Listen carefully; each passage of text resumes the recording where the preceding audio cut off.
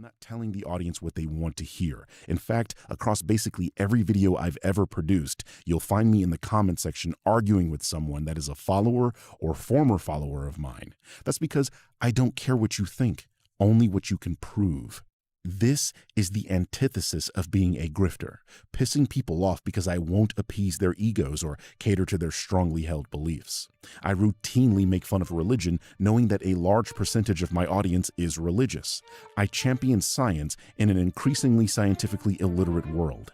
I make challenging videos defending the MCU in an era where internet consensus holds that the MCU isn't as good anymore. If I were a grifter, I would be shit at the job, because the whole point of grifting is getting people to agree with you. The very nature of my work is contentious and invites challenge. I say things that are difficult for people to hear and accept, but I say them because they are true. I am not Donald Trump holding up a Bible in the front of a church. I'd rather debate the Bible's account of Judas's death in front of that church.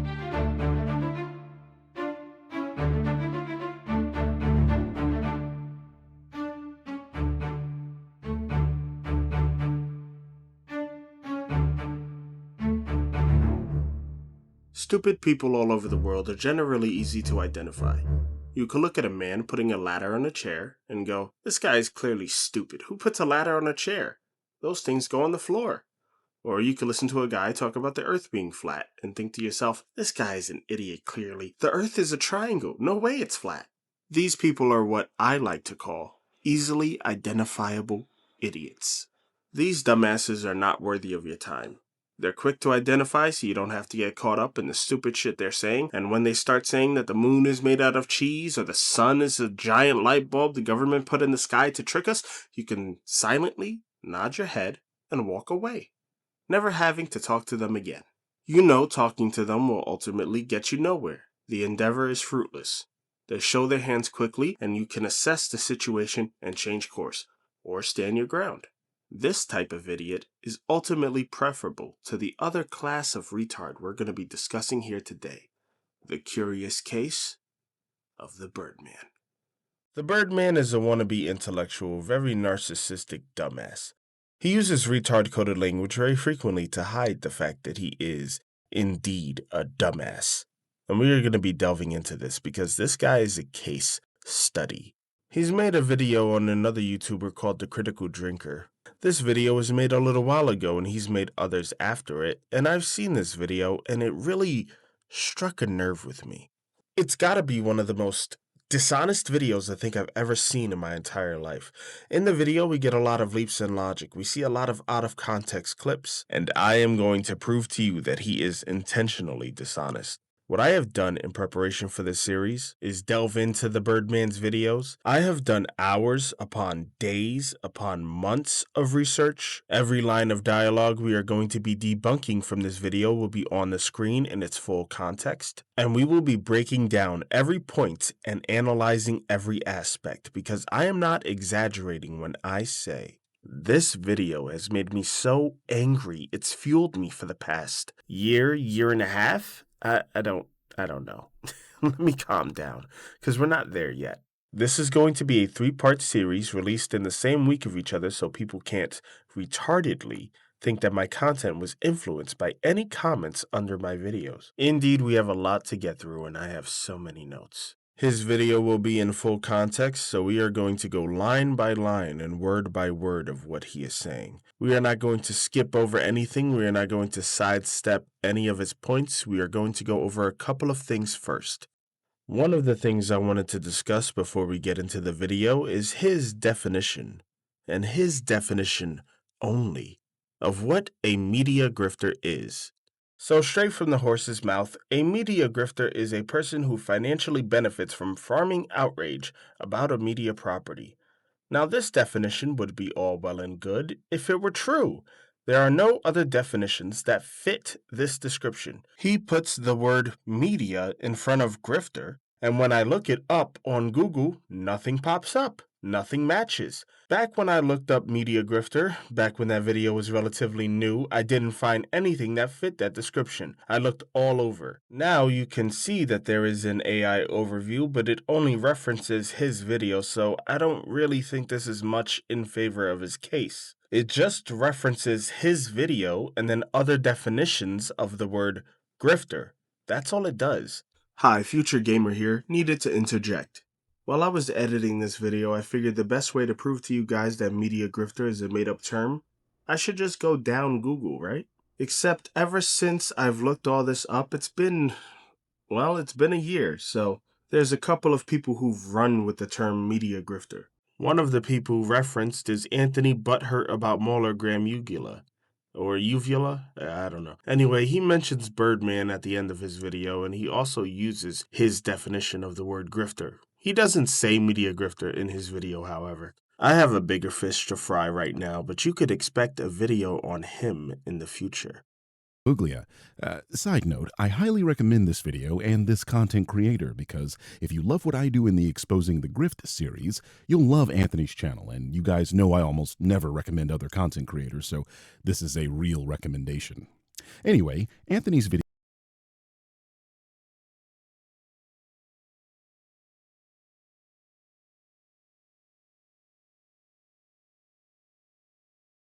There's another person who uses the term media grifter called Sean Eric Hernandez. He made an article called How Your Gullibility Funds Media Grifters.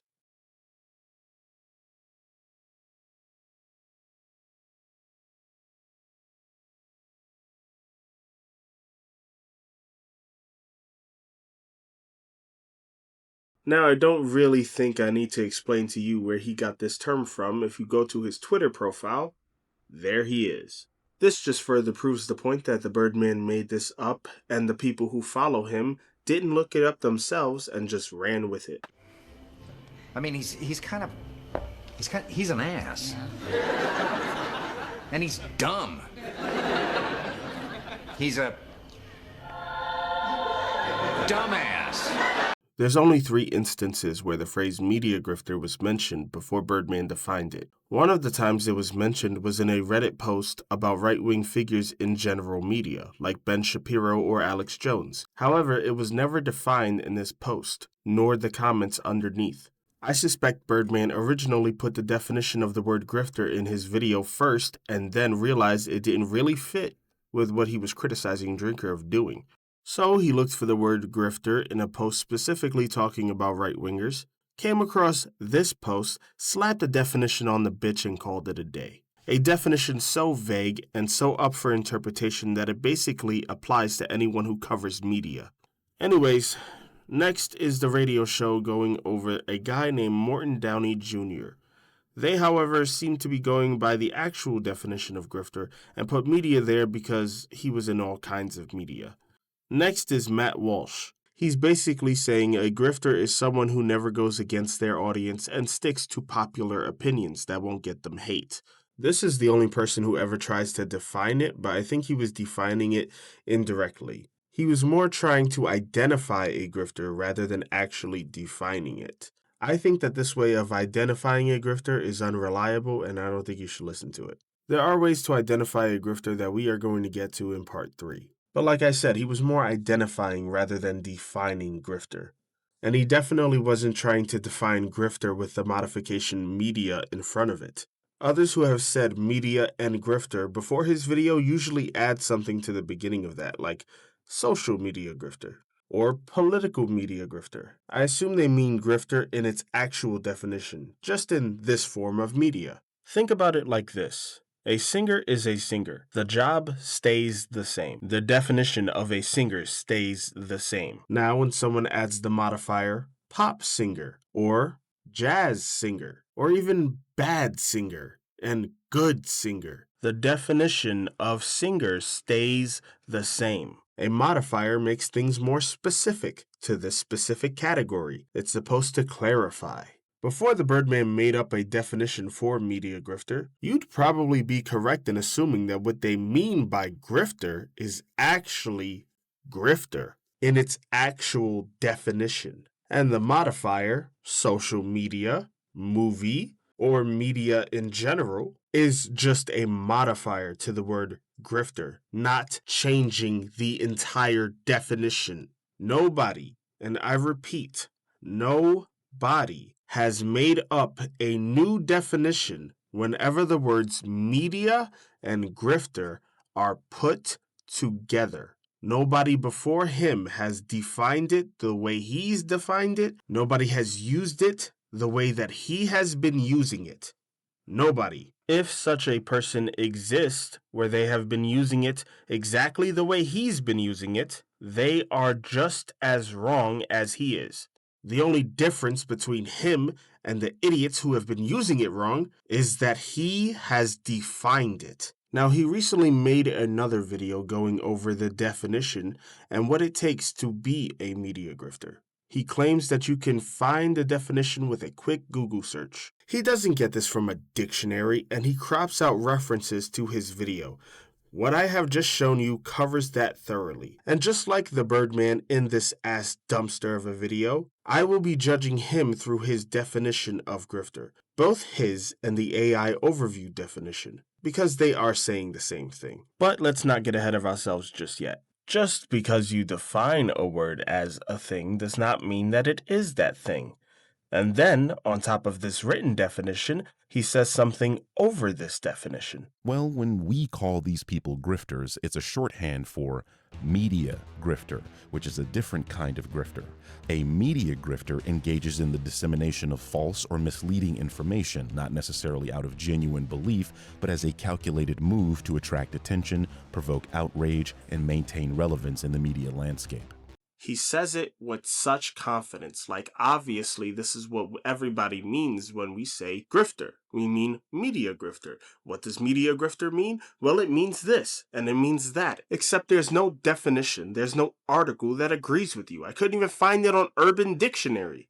Media grifter is a word that, or a series of words, I guess, that you made up. Two words put together that you go, of course there's a definition for media grifter. This is the definition. And then you show it on your channel and then go, well, duh, this is what this is. And when I say grifter, I'm talking about media grifter. Media grifter is what Critical Drinker is what these guys are over here, the people that I disagree with. Oh, well, if that was the case, I could just make a thing up right now. I could say, hey, you're a flibbity gibbet. Well, what does flibbity gibbet means? It means that a man calling himself a birdman, is what a flibbity gibbet is. And a flibbity gibbets, they're bad, because if you take in media flibbity gibbet, a media flibbity gibbet is a fucking retarded old man called Birdman who talks about media and thinks they're really smart. See? Media flibbity gibbet. That's just you. That's you. Oh, wow, I did it. Oh, it was so fucking easy. Now that we know his definition on what a media grifter is, or every time that he says grifter, he's thinking about this definition, we can now move on to the full video in all of its context. Don't worry though, we'll go back to this definition of grifter and we'll compare Critical Drinker to this definition. We'll also be comparing Birdman to this definition as well and see if he lines up with it. So now that that is all out of the way, let's get started with the video.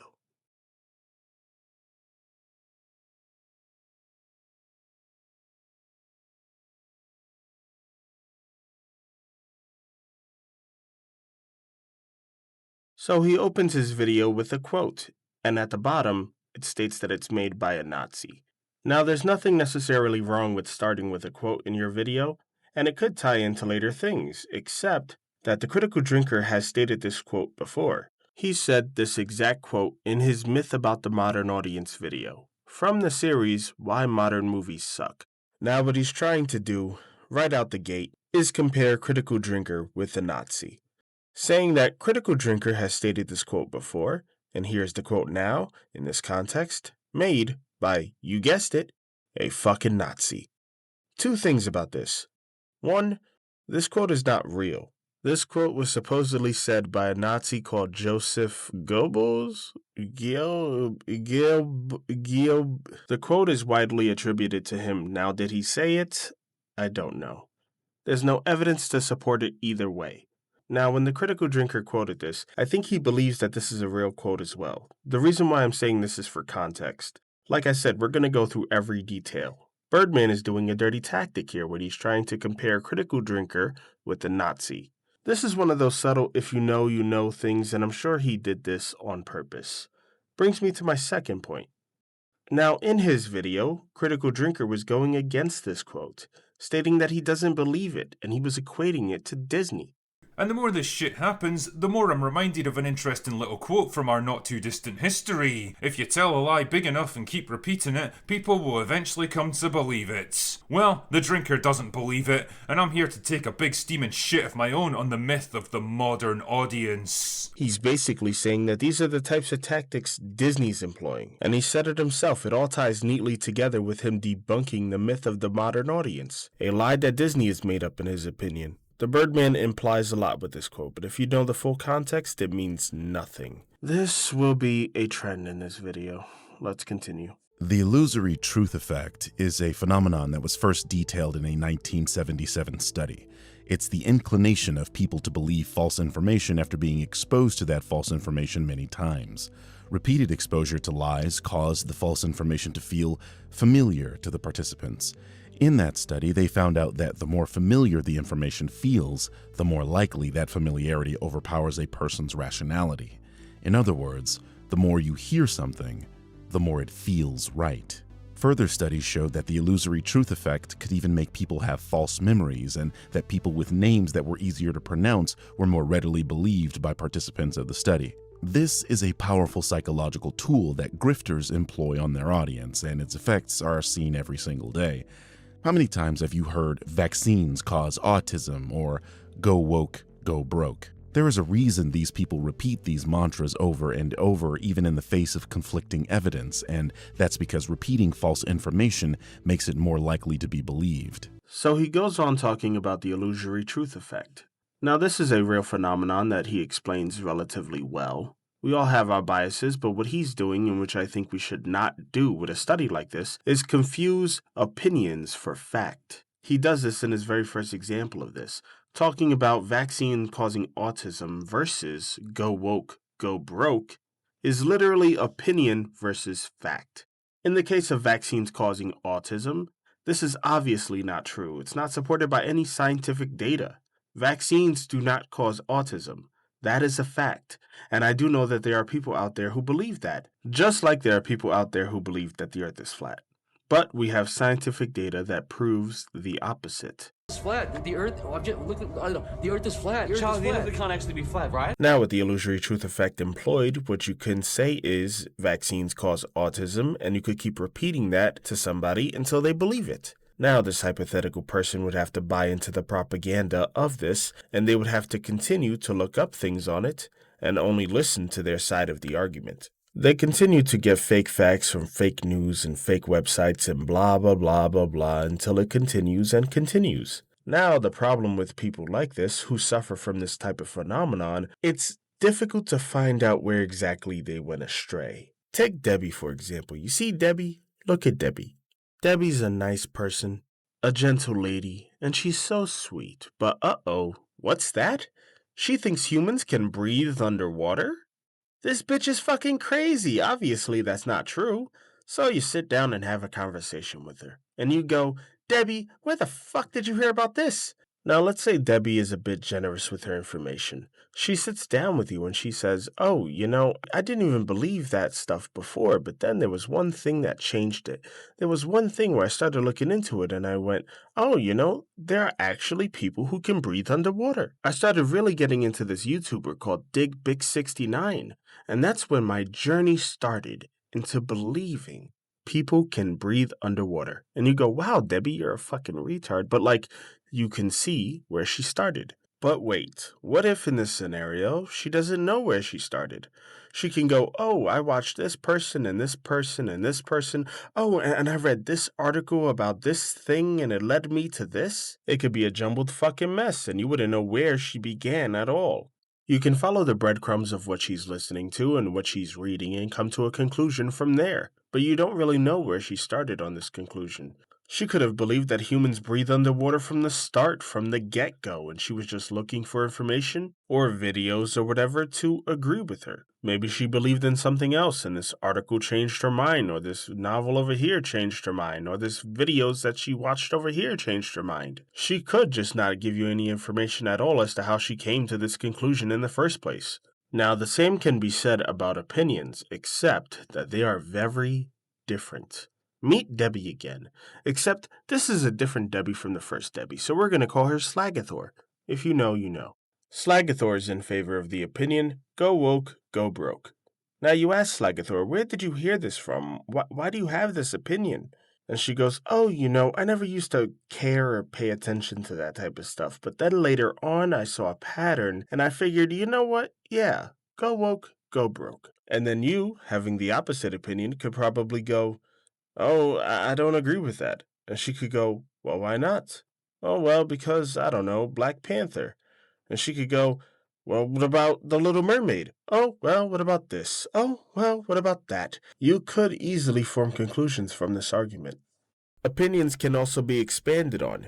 You can say, well, eventually go woke, go broke. If you keep on being woke as like a company instead of a singular movie, then go woke, go broke. And then you could say, well, that doesn't track because what about this company? And she'll go, well, that has yet to happen to that company just yet. And then you'll go back and forth and back and forth. As with any opinion anyone could ever form, she could have watched a plethora of different types of content, and you could have also watched a variety of content. But what if you guys only watched one side of that argument? What if she watched go woke, go broke type of content, and you watched the opposite of that? These two people coming together to have a disagreement is healthy with two people who have differing opinions, especially one like this. But with two people having differences of opinions, it's hard to know which is true because these are just opinions. What if she used to have the opinion that go woke doesn't mean go broke, but then she found videos that she disagrees with, and then she started agreeing with them because they were convincing her? What if it's not brainwash or manipulation or anything like that? Maybe she formed a different opinion. If the Birdman was to claim that this is an illusory truth effect, he has quite the task ahead of him. Not only would he have to talk to Critical Drinker's audience members individually, he would also have to do some research on each individual person. It's not enough to say that they agree with him and so they must only watch this type of opinion. People watch stuff they disagree with all the time. Not only would you have to prove that they are not doing that, but then you would have to say that this person only watches Critical Drinker and the people who agree with him. And not only for just one opinion, but every opinion that Critical Drinker has, or at least every one that you find disagreeable. And not only that, but you would have to do that for the millions of people that are in his audience individually. You can't just look at millions of people in an audience, point at them and go, you're all brainwashed. That's not how that works. But let's say that he does this. Let's say that he goes over to the millions of people in Critical Drinker's audience, and every single one of them do exactly this. They listen to Critical Drinker's opinions and they start to believe it. They start to agree with it. So much so that other opinions just sound wrong. He would still be conflating opinions with fact. Let's go back to, can humans breathe underwater again? Let's say Debbie wasn't a complete dumbass, and she, from the moment that she walked this earth, believed that humans breathe air, and they cannot breathe water. I mean, that would be ridiculous. That'd be outright insane. So she looks at videos and articles saying that humans can't breathe underwater, all the while ignoring articles and other videos saying that they can because that's just stupid. The illusory truth effect can be used for the truth as well as a lie. Now, with the truth, we know who definitively is right and wrong. Not only can we fucking see for ourselves if humans can go and breathe water, but we can also go and look at scientific data on this matter. We can look at multiple studies and we can look at occurrences that happened all over the world and we could come to that conclusion of fact. But opinions are very different, which is what I don't think Birdman can fucking comprehend. Now, obviously, an opinion can be based on facts. If you tell me a couple of facts, I can form an opinion based off of those facts. This is something competent critics do whenever they analyze media. Stating facts is obviously very different from forming an opinion based on facts. For example, I could tell you that I have an 8-year-old laptop, a microphone with a sock as a pop filter, and a mouse with no mousepad as my setup. Your opinion could be that that is a bad setup. Your opinion could be that it's good. That wouldn't change the facts as stated. Same for breathing water or for vaccines causing autism. You can't say, oh, it is my opinion that humans can breathe water, but only for like a minute. You can't say, I have the opinion humans can't breathe water because they can't breathe anything. Stating facts is very different from giving an opinion on said facts. Go woke, go broke is a phrase of an opinion not necessarily expanded on. A phrase like this is good for conversation because you can expand on it and add qualifiers until you come to a conclusion you feel is accurate. Here's an example of that happening on the open bar. Toxic Gamer says, hey fellas, what do you guys think about the phrase go woke, go broke? Do you think this is objective fact or is it opinion? Do you think it's more accurate to say go woke and eventually go broke? I mean, I would tend to phrase it, and it definitely doesn't roll off the tongue as well, go woke and have a much higher chance of going broke, because it's not an absolute rule, but What a it saying. tends to happen. Look at misunderstand your audience, go broke. Because there is a market for quote unquote woke entertainment. There's a market for quote unquote woke everything. It's just not always the market that like business leaders think that it is. If you try and turn Bud Light into that, you will lose your market and go broke. But if you try and turn like I don't know what would even be a good example of it. Ben and Jerry's. Ben and Jerry's, exactly. The ice cream can have as many opinions as it wants as long as it tastes good. Well, also, I think it's like fringe stuff. I really do think woke is fringe stuff, just like whatever political, as a centrist, I'm like get tired of people on the fringes. And I don't know, I just think woke is so fringe, and that's why it doesn't work. The smaller the company, the far more likely it is to go broke if it goes woke. So a perfect example would have been G4 TV, if anybody remembers the whole, the Creature Frosk, that whole debacle. Where she tanked G4 TV and they went woke, and that was the end. They were done because it was such a small company and they couldn't even deal with one backlash. Another example would be there's a wee video game company. They did Concord, and they no longer exist. You need to be if you. Go ahead, Drink. Yeah, you had Dustborn as well. That was that was funded by the government. You need to be a big company that can absorb the blows if you want to go woke and actually have some staying power. But if you really need your stuff to succeed, like if this next product has to succeed in order for the company to continue in existence, going broke is just a death sentence. There are a spectrum of different opinions, and just because you would disagree with one of them doesn't mean that you're right. You can cherry pick examples all you want, and you can reference back to that poorly made video that you made before. You, nor I, nor anybody will be correct 100% of the time. And just because you have a different opinion than someone else doesn't mean that you are right. And it does not mean that they are lying to their audience. These content creators could, and bear with me now, they could genuinely believe what they're saying, and their audience can genuinely believe what they're saying. Same with you. You can believe what you're saying, and your audience can believe what you're saying as well. Basically, fact is fact. An opinion is very different from fact. The reason why I'm going at this topic so aggressively is because he consistently mixes the two. He will consistently refer to his opinion as fact, so get ready for that. The illusory truth effect has nothing to do with opinion. Now that that is out of the way, let's go on to your next point. Here's a network graph of the phrase go woke, go broke on Twitter from August 2022 to February 2023. The blue represents left-leaning users, while the red represents right-leaning users. The irony of the shape formed by right-wingers isn't lost on me. A literal dickhead. This brings me to the subject of this video, Will Jordan, aka The Critical Drinker. Tell me, how many times have you heard him say, "The message"? We just went over this in detail, but I want you to remember exactly what he just said. Remember the right wing and the left wing and the dickhead shit that he just said. Remember it, keep it in your brain, because it's going to be relevant very soon. When the drinker refers to the message, It's clear what he's talking about. Pandering, social politics, stuff like that. These things are prevalent in the movies that he covers a lot. The mainstream movies, Disney, Universal, big studios, all that stuff.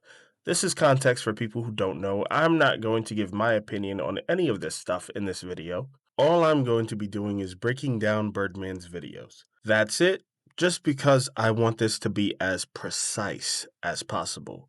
In the pursuit of analyzing all of his points and only coming to true facts, I will not be sharing my political opinions at all throughout this entire series. The only opinions that I will be sharing is in regards to his argument and intelligence. Let's continue. What's up, everyone? It's your friendly neighborhood Birdman here. Today, I'm going to question why people believe this grifter and show you precisely why you shouldn't. Translation: why do people agree with his opinion and why you shouldn't agree with his opinion? Because his opinion is wrong. I know that. Me, the Birdman, pillar of truth. The only thing I talk about is the truth. Let's get into the video.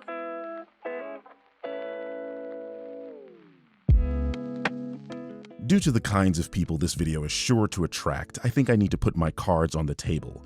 Firstly, I am not a political type. I rarely, if ever, bring up politics, and when I do, it's usually to make fun of them, left or right. For this behavior, I have been routinely called right-wing and left-wing by people who make politics their entire identity. My position is that political folk are mirror images of each other participating in the Spider-Man meme, where they blame each other for doing exactly what they themselves are doing, something the drinker is heavily guilty of. I think it's silly to adhere to political sides because at some point in time, you're going to have to defend nonsense to maintain the integrity of being on that side. The only side I'm on is reason, logic, facts, science, and math. So believe me, when I criticize this very obviously right-wing chud, I'm doing so out of the spirit and integrity of unbiased media discourse, which is something I care about deeply. Now, if you're a normal person, you're thinking to yourself, he says this and it must be true. He's not a fucking liar. He wouldn't fucking lie in the same fucking video that he just made. What about the graph with the right-wing people being a dickhead? What about that? It's right there. It's in the beginning of your video. You are clearly separating parties here. And you're saying that this party is a dick. And maybe you're going, well, it's just one topic. Well, luckily for you, audience, I have been autistically going through each and every one of this cunt's videos. Not the new ones where he's finally cathartically getting this dick off his chest and he's going after the grifters, as he claims. But in older videos, in videos before this video, where he claims he doesn't do politics. So most of these people just want to be black because they think it's cool, and that's fine. And this guy just wants Chris's eyes and couldn't care less about the skin color. But why hasn't the market expanded to white people? And this is where you completely lose your already loose grip on the material. This story is an allegory for how white people benefit at the expense of black people. This particular scene parallels the white people that say, I'm not racist, but still reap the rewards of such a system that exploits minorities. Asking why they also don't use white people is to completely miss the point of the story, and it's telling that you ask why doesn't the program extend to white people instead of saying Asian or Hispanic. This movie is referring to people like you. Also, Chris can't be sure that the police aren't in on the whole thing. Black people don't trust the police, man. Also, it's so goddamn obvious that this shoe means something, and I love that. But are we supposed to have fun not knowing what it means until we consult second, third, and fourth sources? I thought that was the fun of film discourse up until recently. Gone are the days where we talked and theorized about what things meant, and here are the days where having a woman as your protagonist becomes a political battleground. The good films leave you with something to chew on, considering that a sin tells everyone just how seriously they should take you. This presentation deserves a whole lot more reaction to it, and that's probably the point, and it might even be true to life, but it feels like Emerald's spiel is too good to get just an isolated, embarrassed chuckle from the director. That's exactly the point. When it's brought up how black people have been integral to the fabric and culture of this country, you get crickets in the best case, or met with outright antagonism in the worst. That's why this scene is so effective. It's them saying, we don't care what you've done for us, we just want to use you. Again, this should be another sin off. It works for Lil Nas X. Besides, who cares what the religious think? They're a rapidly shrinking demographic in America, and I was told that the opinions of minorities don't matter by Elon Musk. And he's a really smart guy. I have to go. to the real world, and you have to find the girl who's playing with you. Oh boy. It could be a boy playing with her. This must be why this movie is derided so much for not being woke enough. While I acknowledge that you are technically correct, I think there is an infinitesimally small chance there is a boy playing with stereotypical Barbie, so it makes more sense to assume it's a girl. But the real sin here is misusing the word woke yet again. Why not fight against the right-wing morons that misuse this term instead of using it how they do? Man, you use body positivity in a positive sense. Clearly you're on the left, which means you should know that's not what woke means. Parents would look at this very colorful film, assume it was kid-friendly, and send little Timmy to the shadow realm that the Deadpool movies reside in. The ugly side of capitalism. I'm talking to you. Ask yourselves why the people you watch that constantly shit on the MCU are always conveniently the same people ranting about women in media, feminism, or the woke agenda. Trust me, these aren't the types of people you want your media analysis from. They're almost certainly grifters telling you what they think you want to hear so that they can make money off your view, not someone that actually cares about these products. And that's all MCU is. Grifters looking to capitalize on the culture war. Is her not showing that mercy. See how paying attention would answer these questions? I'm talking to you, silly film YouTuber that talks about plot holes and how woke the MCU is. But that's the go-to tactic of anti-intellectuals. It's no coincidence that flat earthers, anti-vaxxers, birthers, 9/11 truthers, and the alt-right refer to people that don't fall for their ridiculous conspiracy theories as sheep. You're reading from the same playbook. Big deal having the X-Men in the MCU, ya party pooper. This even got my theater to cheer, and I was in Japan when I saw this movie. Do you know how hard it is to get Japanese people to make noise in a movie theater? It's like trying to pass a reparations bill in Mississippi. Only just now I'll be talking about how to avoid a war. Dude, they know. They simply do not care. What part of this being a reference to Native Americans do you not understand? The savages are on a land the pillagers want is a story as old as Britain. All right, that was a Bearimy level sin. Who the heck is Bearimy? Take a guess. Why are there so many of us? Brother, you have no idea. Back in my universe, we had Th3Birdmen. There's even a female one now. Oh, great. Now we're going to piss off all the conservatives. Dude, you mentioned critical race theory earlier. They already clicked out of this video. These clips paint a picture, and people can look at these and go, well, you obviously lean left. And not only do you lean left, which nothing is wrong with that, obviously, like I've stated before, but not only do you lean left, but you have put these in your videos before. And not only have you put them in your video, but you also tweet about it regularly. Look at these. Just ignore this cute little pin tweet here where he fucking put up his IQ score and go, look how intelligent I am.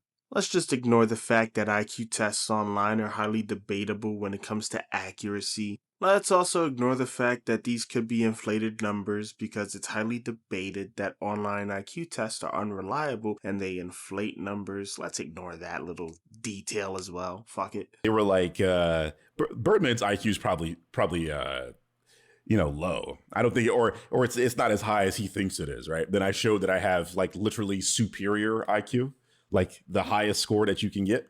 Not the highest score you can get, not the highest IQ, but like the highest like category that you can get.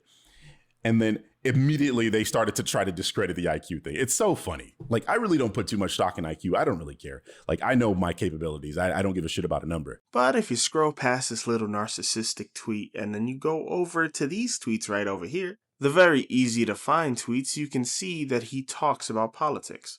Take your time to read through these. I know that this is a lot of information I'm giving you, but this is all relevant. The first thing I'm debunking from his statement is that he's not on either side of the aisle. And though, yes, in a CinemaSins Barbie movie rebuttal, Sorry to rain on the pander parade, but my God, man, how are you critical of everything except that which needs to be criticized? This speech is made to sound as if only women have problems like these when struggle is not a gendered issue. Both sexes experience difficulties due to factors related to their gender, except boys and men have ones people don't actually take seriously. There are countless women's advocacy groups and programs and safe spaces they can turn to if they need help. There are two for males. Most shelters actually turn men escaping domestic violence away and put them in hotels away from other victims. Males are overrepresented in self-deletions, violent crime, homelessness, lack of education, drug abuse, And being overtaxed. What the hell, New Zealand? There's an entire ideology designed to support women called feminism. What's the male version of that called? You probably didn't even think of that question until this moment, and that's the problem. Because apparently, only women have issues that are serious enough to study in college courses. He does have a couple of takes here and there that can be considered right-wing. However, these are few and far between. You're much easily going to get a left-wing talking point than a right-wing. Especially now that his channel has dove off the deep end and he starts attacking other channels that have different opinions than he does. You can see in almost every video that he puts out now, not only does he talk about politics, but he is a left-winger, obviously. This brings me to what happened to Charlie Kirk. First of all, fuck Charlie Kirk and Turning Point USA. I think he was a piece of shit with terrible views, and he couldn't actually debate worth a damn, which is why he chose soft targets and almost never debated actual intellectuals that talked about those subjects for a living. And that's because the right wing are not concerned with arriving at the truth in debates and are just interested in seeing someone get owned, something Charlie was eager to provide them. Bold of you to assume there are women with boyfriends watching your videos, drinker. Or gay men, for that matter. You see, you speak almost exclusively to right-wing incels that couldn't pay women to be with them. One only has to travel over to your neo-Nazi subreddit to see precisely how disgusting your fanbase is towards women. Except Sydney Sweeney, for a couple of reasons. Which is funny, because all this right-wing support hasn't exactly translated into box office success, has it? Anyway, as we all know, women generally dislike right-wing men, which is why the male loneliness epidemic is seemingly self-inflicted.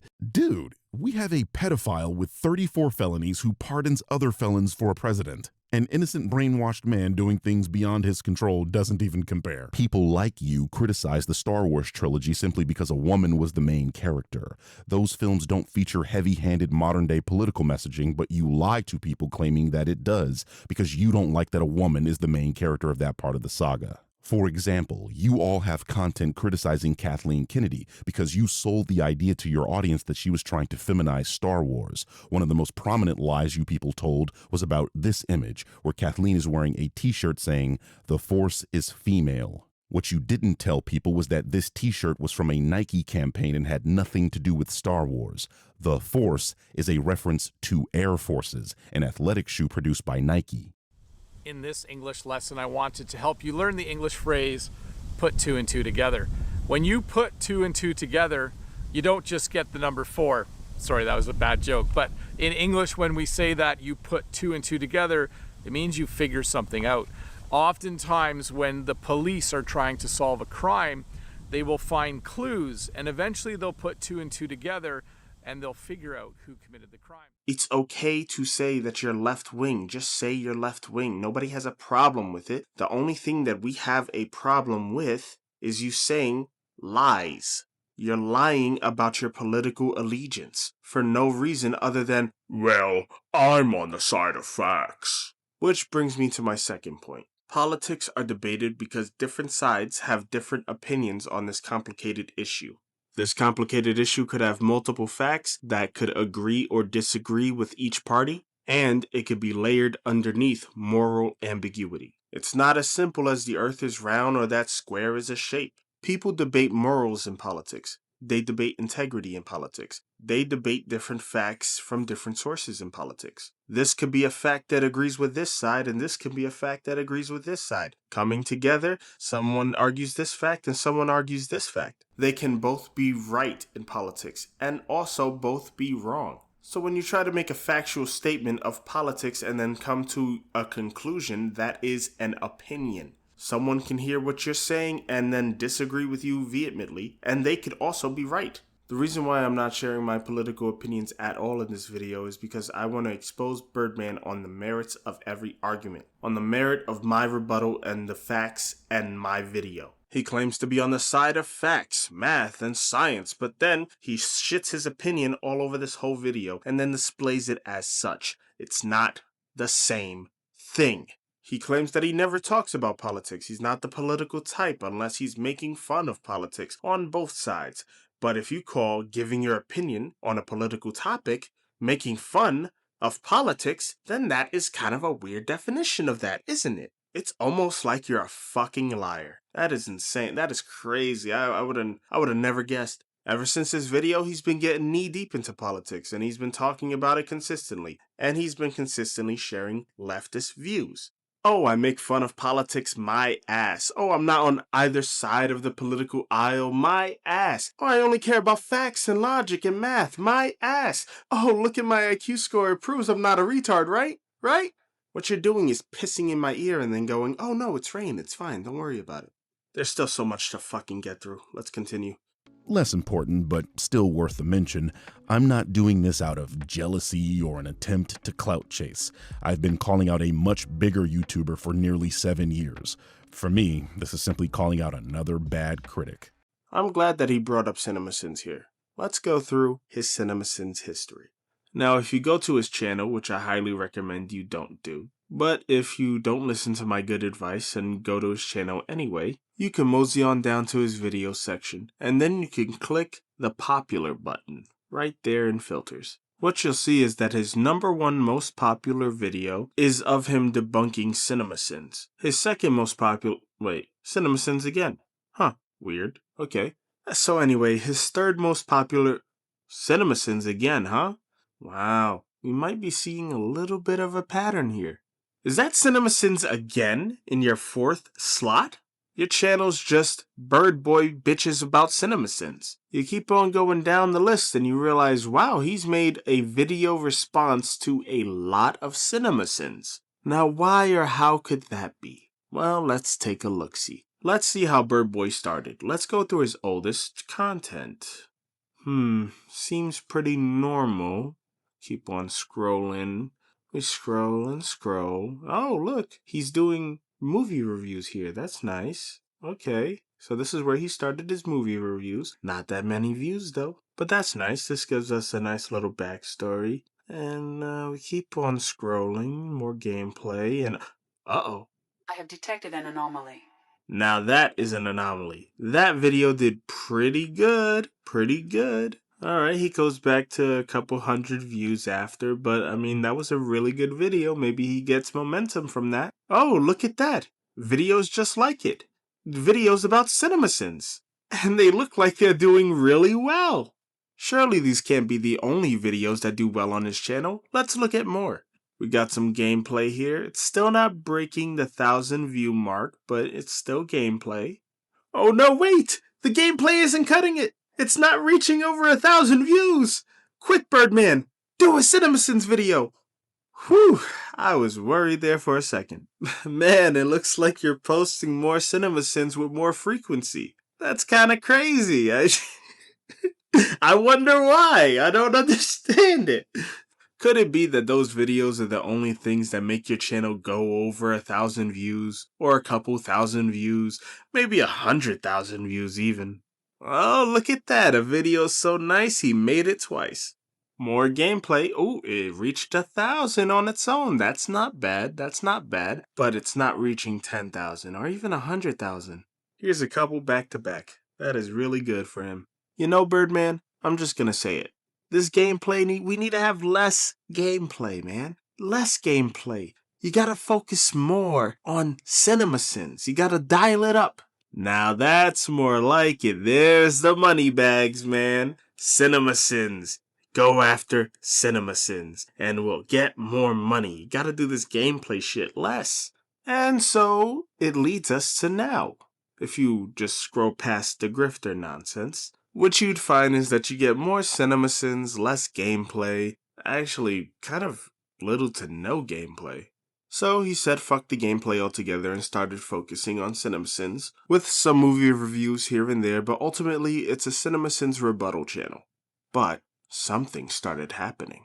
At first you had my curiosity, but now you have my erection. Over the years, CinemaSins is becoming less and less popular, as some channels do. Some channels just die, especially if they have one premise. Not saying that CinemaSins is dead, I'm just saying that they have less views than they used to. And with CinemaSins having less views over the years, it follows that a channel whose whole identity is rebutting or parroting CinemaSins would have less views. He's not hitting the 100,000 mark that he used to reliably hit back then. Every time he would make a CinemaSins video, he would kick up his feet and watch the money come in. But now it's less money. It's less and less views. What's going on? Oh, I know. How about I start debunking some conspiracy theorists? That should work. Birdman starts to panic because they're not getting over 100K views. What can he do? What can he do?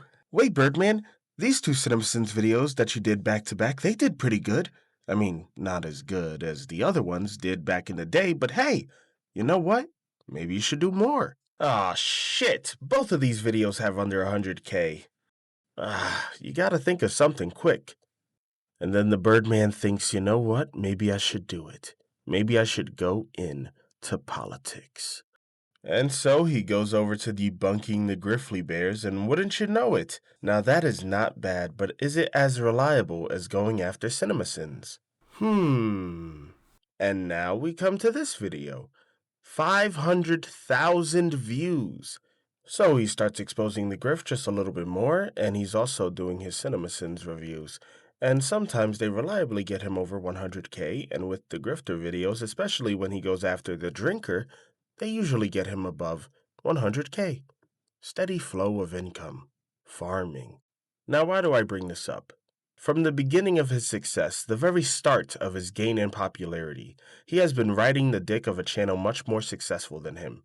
All of his views, his popularity, his subscribers are secondhand. Even when he moves on from CinemaSins, well, not fully. He's still halfway on his dick. But when he moves on from CinemaSins, he goes on to other people. He set his sights on Critical Drinker and others of his ilk. Sorry, he says that a lot. I watched a lot of his Exposing the Grift series, and that phrase is just kind of stuck in my head. But anyway, riding off of the success of others, you could say he's basking in reflected glory. I'm not just saying some pretentious phrase, by the way. I looked up his condition, and I found this. It perfectly describes Bird Boy. In order for this parasite to stay relevant, he needs to rely on bigger and better creators. Now, going back to what he originally stated, that he doesn't do this because he's jealous or to clout chase or whatever, I don't think he's jealous. I think he does this to clout chase. Something that has been evident throughout his whole fucking career. Now, I would rarely say that somebody's doing something to clout chase, and there's been plenty of YouTubers who've gone after other YouTubers in the past. There's been plenty of rebuttal videos and response videos, debunking videos, and all that stuff. It's one thing to do this, but it's another to make it your entire channel. You do it so much, you're kind of referred to as that CinemaSins guy. Somebody mentions you in passing, and they're like, oh, you mean the guy who rebuts CinemaSins? Yeah, he's one of those CinemaSins channels? Yeah, that would be you. Also, when he says pointing out another bad critic, I was under the impression that he liked CinemaSins. When he's talking about Jeremy, he has this disclaimer in the beginning of his videos. Oh, I love CinemaSins. I love his channel. I'm a fan of him, and he continuously professes that he's a fan of CinemaSins. But not really, right? I guess he's just another bad critic. Amazing. God, let's continue with this shit show. That out of the way, it's difficult to know where to even start with this guy. He is absolutely rich with misinformation, outright lies, and baffling takes that don't stand up to even an ounce of scrutiny. In my last video, I played an excerpt from his infamous Across the Spider-Verse video. Also, I can't shake the feeling that the script is doing everything in its power to play down Peter Parker, like it's afraid the audience will somehow start rooting for him over Miles if he's shown to be too capable and confident. The first movie portrayed him as an aging, burned out loser who only redeems himself at the end, while the second film morphs him into a bumbling, hapless father in a pink bathrobe who for some reason keeps taking his baby along on life-threatening adventures despite having a perfectly capable mother at home to look after it. Is this some weird attempt to mock and belittle the Spider-Man that most people know and love, who incidentally just happens to be the only straight white man in the entire movie? I don't know, man, it just kind of leaves a sour taste in my mouth, that's all. The first thing you'll notice if you've seen that movie is that he's just blatantly incorrect. Peter B. Parker is not the only straight white male in the film. In fact, there are many of them, quite a few of them variants of Peter Parker himself. More importantly, there is a prominent supporting character that is the motivation for Spider-Gwen's entire arc in the film. Captain Stacy. So he calls Drinkers Across the Spider-Verse review infamous. His review for Across the Spider-Verse was very well liked, well received. I'm not just saying that, this is very easily proved. Here is Drinker's like to dislike ratio for that video, and also his view count is right next to it. This is very much the opposite of infamous. So, 3 things could have happened here. The first is, he doesn't know what infamous means, but I'm going to give him the benefit of the doubt and say that's not it. The next could be that he's lying. He wants Drinker's video to be seen as bad, so he says that it's infamous. His audience will hear him say infamous and go, "Really? That bad, huh?" I can't be sure if he knows his audience is probably not all idiots. I don't want to shit on a whole fan base, and if you're watching this video and you like Birdman and you're hearing what I have to say, then I appreciate you, even if you disagree. The thing that's clear to me is that the Birdman doesn't respect his audience's intelligence enough to not lie to them blatantly. Which moves me neatly along to the most likely reason. This is a man that whenever he does make a claim about the critical drinker, he doesn't do his due diligence. As we move further and further along into this video, you will come to find that his research is lacking, his claims are usually untrue, and his evidence is always limp dick. So back to his stupid defense for Across the Spider-Verse. I've already seen this movie twice now, and if we listen to what Critical Drinker said, and take it so literal without even considering giving him the benefit of the doubt, I would say that you can claim that there are many white people in this movie, let alone white Spider-Men. Unfortunately for Birdman's point, there are many nuances to this discussion. For example, you can make an argument that Black Panther has many white people in it. If someone were to claim that Claw and Ross are the only 2 white people in the movie, you can say that there are extras who are also white in the movie. If you look around, you're going to see many white actors. The fact is that when we're talking about the cast of the movie, we're not talking about the extras. I'm sorry to all the actors in Hollywood who have to play extras to get their foot in the door. I get that you're struggling out there, but let's be honest, they're not counting you. When we see Black Panther, we see the mostly black cast, aside for the people that I just mentioned. That would be the same for Across the Spider-Verse. I'm sorry, but these Spider-Man in the background are extras. Most of them don't have any speaking lines. They're Spider-Man throughout the entire movie. They're in the background, walking around. They're extras. And even when they get into the big chase scene, they're still extras. Nobody ever looked at a henchman in the background and considered him a main character. That henchman will be an extra until he speaks and has enough screen time where he can upgrade from extra to side character. Now, if you watch this movie, you would know that there are 2 white people who some would say are beyond being extras in the background. Those 2 being Captain Stacy and Ben Reilly. So while technically if you count the extras and the supporting character, and if you want to throw in Ben Reilly, then sure, you could say that there are many white males in this movie. His best claim is Captain Stacy, but he's in the movie for less than 10 minutes. I guess it's up to the individual to decide whether it's important enough to mention or not. Kinda like it's up to the individual if he wants to count every Spider-Man in the background. And that also brings me to the Spider-Man. How many of them do we know are variant of Peter Parker? How many of them do we know are white males? Most of them have a mask on. So how would you know? Well, we know that some of them are Easter eggs from the comics. Some of them are just designs as well. Different designs of Spider-Man all throughout this movie. We also don't know if there could be another Miles Morales anywhere in here. So looking at all these Spider-Men and then going, there's obviously white males here because look at all these different Spider-Men and I bet most of them are Peter Parker, is not as much of a win as you think. But yes, you are right about Captain Stacy. Kinda like how you would be right if someone said in Black Panther the only white person in the movie is Claw, forgetting the cop. But he was obviously making a hyperbolic statement here. Is it possible that he could be talking about the 10 or 15 other people that have more screen time than they do? The people who play a more significant role than these 2? I would think so. Obviously, this is what he's talking about, but it's not just this. This was a side point to his main focus. His complaint was how they treated Peter B. Parker, and he was wondering if maybe his skin color had something to do with that. This is a side point to a bigger issue for him. The character of Peter.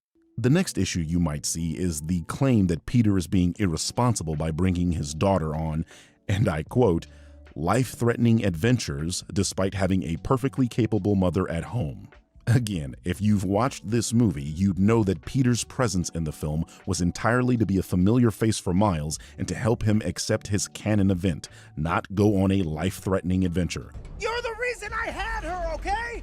I thought that if I did a decent job raising her, that there was a chance she was gonna turn out like you. And that got me excited because you are a wonderful person, and I like being around you. Moreover, May Parker has superpowers, and her dad would likely be the only one in the relationship physically capable of corralling the clearly energetic child. What's more is he brought her to probably the safest environment she could possibly be, a hub with a million other superheroes. Ah, the classic laughing as you quote something. Probably to make him sound stupid, huh? But fine, let's go through this. One could argue that Peter had good intentions, but it's fair to say that Peter didn't think this all the way through. And it's also fair to say that this isn't the first time that he put her in danger. How's work? I don't know. Peter, did you bring our baby to another fight? Did I bring our bit? No. Because you asked me not to. So I didn't. I wouldn't. So you just completely forgot about that scene, huh? So now it's officially a fact that Peter has taken his kid to fights before. This statement was not denied by Peter, so it's understood between the both of them that he takes her to fights. Not only this, but she had to tell him to stop doing that, implying that he's done this multiple times. Drinker's not just pulling this out of his ass. As a matter of fact, here's his open bar talking about it. Then why bring him in? Just don't bring him in. They need to ditch that fucking baby. Like, they brought him in as a bit of a joke. So this, That's I kind think, of all he is is. the ultimate evidence for how this film is being absolutely love nuked is that I'm seeing people defend taking a baby into war. Yeah, Yeah, that was weird. That was a really weird. It's one thing that, like, he was just popping in for, like, you know, halfway through the movie when he shows up. It's like, well, he didn't expect anything, like, crazy to go down there. So it's like, okay, I can sort of live with that. But, like, yeah, making that decision to then go off on a dangerous mission against an unknown enemy, where your chances of survival are dicey at best, like, and taking the baby with you when her fucking mum's in the next room. Yeah. What Drinker, is the possible justification for that? I have seen people say, and be upvoted for it, that first, the baby has superpowers, it doesn't matter. Second, the baby Fuck your enjoys superpowers. it. The baby enjoys it. It's a baby. There's a reason we don't, like, structure our lives to the whims of babies. They're fucking stupid. They don't know anything. This is the same line of thinking that had Lady Mormont, like, fucking leading troops into battle at Winterfell in Game of Thrones. She's like fucking 12 years old. Fuck off. She got killed, so she did get killed, yeah, but why did anyone even listen to her in the first place? You're a child. You can't command an army. She would have had a general for that business. Those are the first two reasons. The third one they listed was that there's a lot the baby can learn by going out and doing these sorts of things. Yeah, they can. This is projection. This is like desperate reaching. To me, I was just like, oh shit, nobody's thinking clearly about just this film. one person just have the fucking, like, mental fortitude to say, yeah, no responsible father would take his baby willingly into an extremely dangerous situation like that. Doesn't matter if the baby's got superpowers. Doesn't matter if the baby's really fired up about going on an adventure. Fucking put the baby to bed. Leave it with its mum, and you go and do your hero thing. Well, you summed it up perfectly. The scene where Peter resolves to go and help Miles. You know, like, he's looking over his baby in the crib, and you think this is the point where he's going to shed the bathrobe, and he's gonna have his Spider-Man outfit underneath, and it's like, he's back, baby. He's getting serious now. Yeah. It's like, nope. Straps the baby to his chest, and off he goes. Fuck you. Fuck you, whoever wrote that. I despise this bullshit. With the Army of Spider-Man scene, I was like, it's really bad that he's taking the baby to this alone, but I can't believe I'm saying this, at least he was rushing to get to Miles to tell him what he thinks he needs to hear to not end up getting hurt, sort of thing. But I still don't buy that you take your baby to that. But then at the end, when he was, I was like, you can't be fucking, he took the baby like it was his shotgun. Like, what are you doing? Like, this is absolute nonsense. I would argue there's more examples of Peter putting his daughter in danger, but we're just going to leave it at that. Also, his underselling of Mary Jane as a mom is kind of off-putting to me. He even laughs at Critical Drinker when he says there's a perfectly capable mother at home. I mean, sure, it's a superpowered baby, but from the conversation she had with Peter at the end of the film, it's never implied that she's incompetent with raising a superpowered kid. Not once in the movie do they even imply that she needs help at all being a mom or that Peter is the only one that can handle her. And I'm wondering, if Mary Jane can't handle her, wouldn't she have said something about the web shooter that she has? His daughter just has a web shooter on her wrist, and she swings around and she does whatever she wants, starts climbing walls and all this other stuff. It's like, wouldn't she have a problem with that? I knew I was gonna regret making her that web shooter. I shouldn't have done it. It's possible Peter puts it on her when he's going to fights with her, or he lets her wear it when they're at the Spider-Man hub. But I think this is more points towards him being reckless with his daughter. Okay, I think this is enough for part 1. I went on a bit long, but, comes with the territory.